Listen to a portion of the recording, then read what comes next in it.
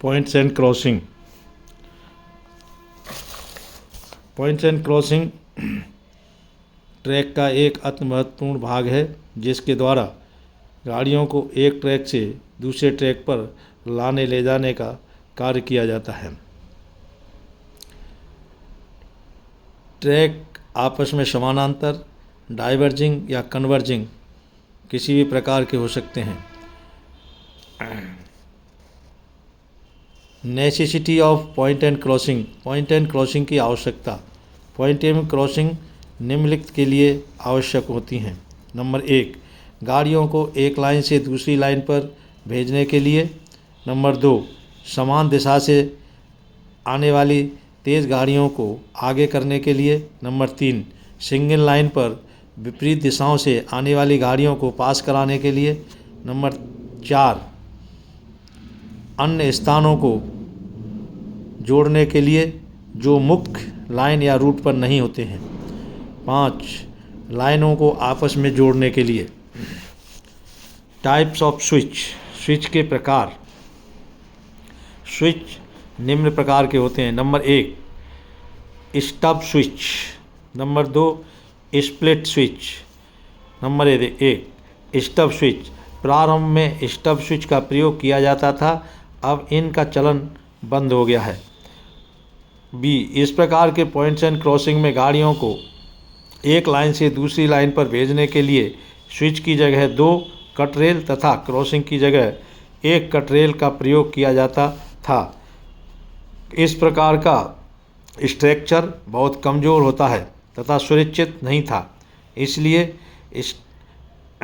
इसका स्टॉक के साथ टॉन्ग रेल को सेट करने के लिए स्टॉक रेल की फ्लेंज को काटना पड़ता था। इसलिए कटान बिंदु से स्टॉक रेलें प्राय टूट जाया करती थीं। Number 2, split switch. Split switch एक जोड़ा स्टॉक रेल, एक जोड़ा टॉन्ग रेल तथा आवश्यक कनेक्शनों से बना होता है। इस प्रकार के स्विच में पत्ती रेलों को कुछ लंबाई में सभी तरफ से मशीन द्वारा प्लेन करके बनाया जाता है, जिससे वे दाएं या बाएं आसानी से घूम सकें, जिसे पत्ती रेल की मूविंग लेंथ कहते हैं। पत्ती रेल के फुल सेक्शन प्राप्त कर लेने के बाद हील ब्लॉक की सहायता से स्टॉक रेल के साथ बांध दिया जाता है।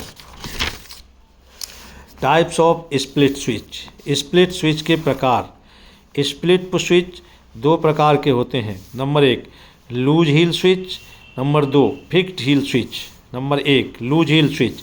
इस प्रकार के स्विच में पत्ती रेल हील पर ख़त्म हो जाती है तथा हील ऑफ स्विच पर लीड रेल के साथ जोड़ बनाती हैं। हील ऑफ स्विच पर पत्ती रेल को फिशिंग पिट टाइप हील ब्लॉक के द्वारा स्टॉक रेल के साथ 4 बोल्ट के द्वारा बांधा जाता है, जिसमें से टॉन्ग रेल साइड के 2 बोल्ट की एक चूड़ी ढीली रखी जाती है, जिससे टॉन्ग रेल का पतला सिरा आसानी से मूव कर सके। Number 2, fixed heel type. इस प्रकार के स्विच में पत्ती रेल हील से आगे तक बढ़ी हुई होती है तथा लीड रेल के साथ सामान्य जोड़ बनाती है।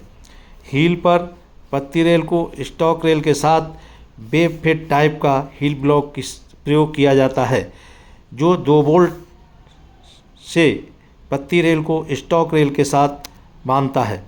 पत्ती रेल का मूवमेंट पतले भाग की अधिक लंबाई तथा फ्लेक्सिबल होने के कारण होता है। स्टॉक रेल तथा टॉन्ग रेल के फुट की प्लानिंग के आधार पर स्प्लिट स्विच का वर्गीकरण। फुट की प्लानिंग के आधार पर स्प्लिट स्विच 2 प्रकार के होते हैं। Number 1, undercut type. Number 2, overriding type.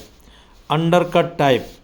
इस प्रकार के स्विच में टॉन्ग रेल को स्टॉक रेल के साथ एक्मोडेट यानी समायोजित या सेट करने के लिए स्टॉक रेल के फुट को काट दिया जाता है। इस प्रकार के स्विच की स्टॉक रेल कटिंग के जंक्शन बिंदु से टूट जाती है। अब इनका प्रचलन बंद हो गया है। Overriding switch.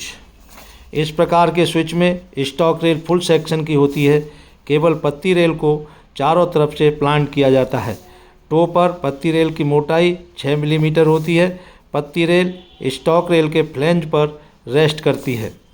Number 2, trailing movement के दौरान व्हील पर बनी फॉल्स फ्लैंज से पॉइंट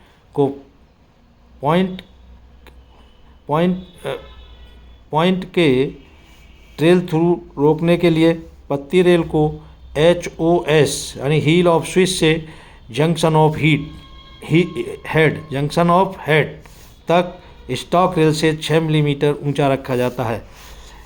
यह डिज़ाइन निम्न कारणों से सस्ती एवं उत्तम होती है। Number 1, stock rail full section की होती है। नंबर 2, स्टॉक रेल पर कोई अतिरिक्त खर्चा नहीं आता है। Number 3, stock rail tong rail को उसकी प्लेन लंबाई में सहारा प्रदान करती है, इसीलिए टॉन्ग रेल को शक्ति मिल जाती है। नंबर 4, स्लीपरों के बीच में टॉन्ग रेल तथा स्टॉक रेल का संयुक्त रूप से मजबूती प्रदान करती है। नंबर 5,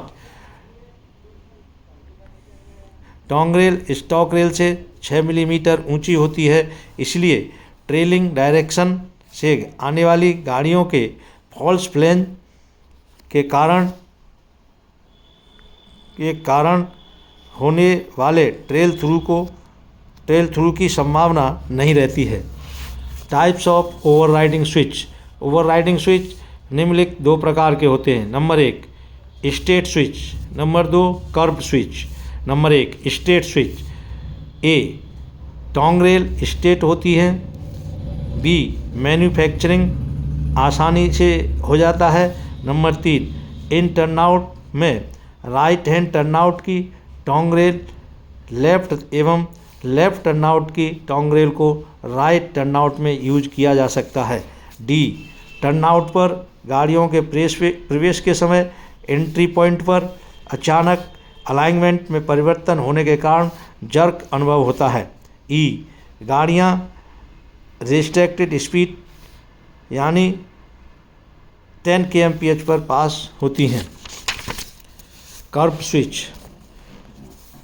ए, टर्नआउट पर गाड़ियों का प्रवेश आसान एवं जर्क रहित होता है। बी, टॉन्ग रेल टो से हील तक कर्व्ड होती हैं। सी, एंट्री एंगल कम हो जाता है। डी, कर्व टर्नआउट पर गाड़ियों के रास्ता धीरे धीरे बदलता है। ई, इन पर 1/8 के टर्नआउट पर 25 kmph तथा 1/12 पर 40 kmph की गति की अनुमति दी जा सकती है। एफ, एंट्री पॉइंट पर यात्रा आरामदेह तथा टो पर टॉन्ग रेल का घिसाव कम होता है। Thank you.